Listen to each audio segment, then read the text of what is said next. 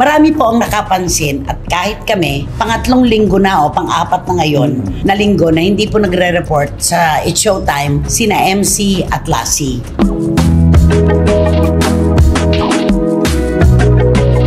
At eto mga karagdagang kwento.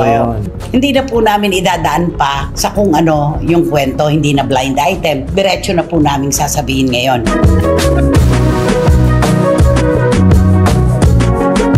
Kaya alam mo, nakakalungkot na hindi natin akalain at maraming kababayan natin ang hindi nag-isip na si MC at si Lassie pala ang magiging dahilan nitong problemang ito.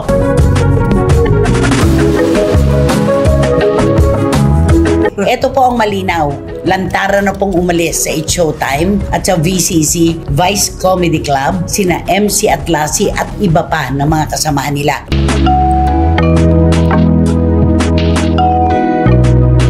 Bitiranang kolumnista na si Christopher Min, pinanindigan na lantaran ng nilayasan si Vice Ganda ni Lassie, MC at iba pang kaibigang mga biki.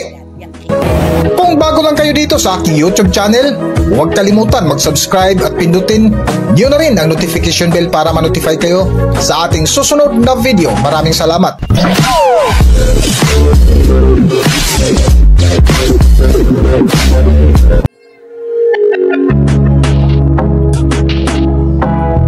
Mainit pa rin na pinag-uusapan sa mundo ng showbiz ang ginawang pamamahiya ng TV host comedian na si Vice Ganda sa kanyang long-time friend na si MC Mua.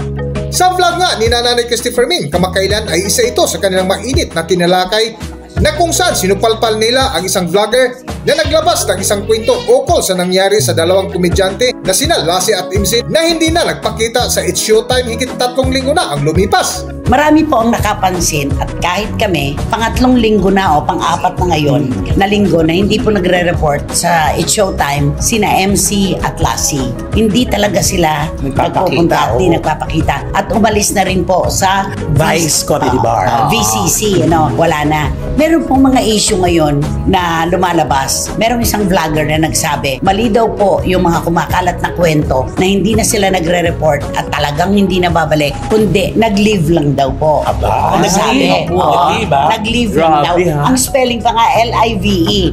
Nag-live, nabuhay. Oo, nabuhay. Nag-live. Nag-live lang daw. Hindi raw totoo na umalis na talaga. Tayo pa ba naman ang magpapahuli sa kwento na talagang hindi na sila babalik doon? At pati sa VCC, umalis na rin sila. At ang iba pa nilang mga kasamahan. Wala na. Correct. Magsusunuran na silang lahat. Yes. Kaya ito po talaga ay kumpirmado na talagang minahal ni MC at ni Lassie ang kanilang sarili. Yung imahe nila at saka yung pride nila, yan ang pinairal po nila ngayon dahil sa nangyari nga na pagpapahiya kay MC. Correct. Yun yun. Ito yung hinahanap ng mga tao na, umalis ka na, dapat panindigan nyo na yan. Kasi yung dignidad nyo, sobrang nayurakan na ng bonggang-bongga. Yun eh. Tapos marami nagtatanong, nako kapag nawala si Vice, wala na rin ang dalawang ito. Maghintay-hintay lang po tayo. Meron pong mamumuhunan para kina MC at Lassie. Hindi lang nating alam kung sa anong paraan.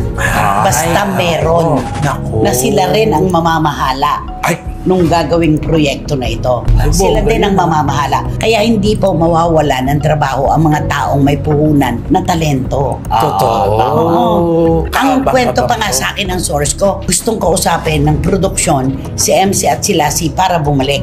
Pero hindi sila nakikipag-usap. Ay, talaga na. Walang nakikipag-usap. Talagang Tapos si Vice naman parang ala deadma. Pero alam naman natin si Vice kapag ganyan na nangyayari. Sa patuloy nga ng kwento ni Nanay Christopher Min ay may karagdagang kwento sila na hindi na nila idinaan pa sa blind item ukol sa nakuhang balita mula sa circle of friends ni Vice Ganda. At eto mga karagdagang kwento. Hindi na po namin idadaan pa sa kung ano yung kwento, hindi na blind item. Diretso na po namin sasabihin ngayon. May nagkwento po within the circle, dun din sa grupo, na si Vice pala pag kami gagawin na show o kaya ay pelikula, tatawagan yung mga bakla, magkakasama sila sa dinner. Ganun, magkukwentuhan. Ano ang magandang dito? May brainstorming. Parang may brainstorming. Kunwari ikaw, magdodonate ka kay Vice ng isang joke. O ikaw, isang joke. O kayong lahat lahat. Hingan kayo ng content. Oo. Parang ganon. Pag may show naman, pang-entabladong joke. Ganon. Eto na. Kapag naging matagumpay yung show o yung pelikula, hindi na sila binabalikan. Ay, grabe. Ni pangkape, hindi raw po binabalikan ni Vice para man lang pasasalamat, di ba? Yun. Nito nga nung nakarang eleksyon, di ba, meron siya kay Mr. Benhur Avalos at saka sa isang party list na parehong talo, di ba? In-endorse niya parehong talo. Yung produksyon, hindi naman umaasa ng balik na malaki, kundi pasasalamat lang. Siyempre, laki ng kinita niya doon, di ba? Alam naman natin Kapag ka last shooting day, yung mga ganon, di ba, nagbibigay ng importansya yung artista sa buong crew, sa production staff at crew. Meron pa iba dyan paparapol, di ba? Yung mga hindi lang yun, may pakimkim. Oo, may pakimkim. Automatic yun, lahat makakatikim. Pag last shooting day, di ba? Walis. Kaya pala may mga kwento ko minsan noon na yung mga jokes daw ni Vice, hindi naman nanggagaling sa kanya, hindi naman daw yung sabihin na Ang original. kwento pa nga nung bayad eh. No? Oo. Magkano isang joke? 1,000 daw yun. Ay, ganun. Naku, mura naman. Ayaw ko magbigay ng joke sa kanya, ha? Hindi naman niya 1,000. kakagatin ng joke mo. Ay, hindi naman. O, di 500 na lang. Di ba 1,000 per joke daw noon? Oo. Yun ang sabi-sabi. Oo. Yun ang sabi.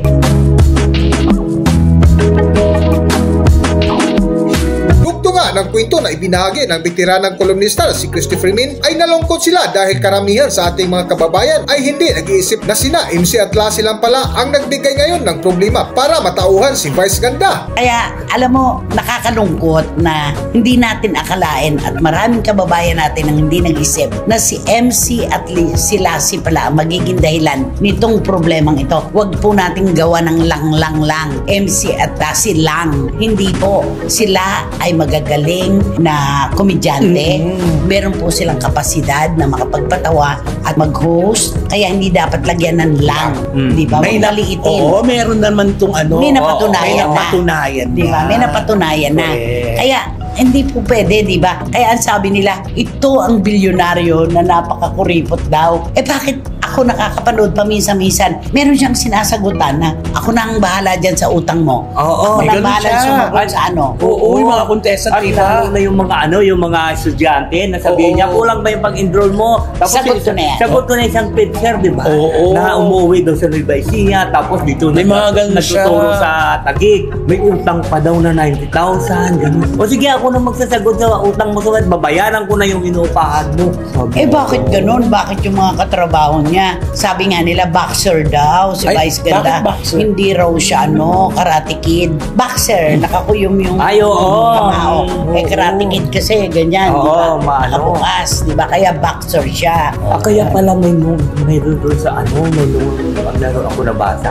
Sabi, hoy Vice, hatian mo naman si MC at saka si Lassie sa kinikita ng vlog mo yan. Yung pinost niya na yung sa Coron, Palawan. Million yan eh. Million pala yung views, sabi Oo nila. naman. Sabi, hatian mo naman sila. Wag Ipinahiya mo na rin Oo, yan. ipinahiya mo na rin sila. Hatian mo sila, wag mong akuin lahat yan. Hindi sa'yo yan, sabi nung gano'n. Alam mo, kaso, ang dami talaga doon komento talaga. Kung nagbabasa to si Bike sa mga comment doon, at ngayon lang niya siguro ito natikman. Oo. Yung matitindi. Hindi niya to ine-expect. Kasi itong dalawang ito ay talagang, alam mo yun, 21 years na kaibigan. 21 years na kasama.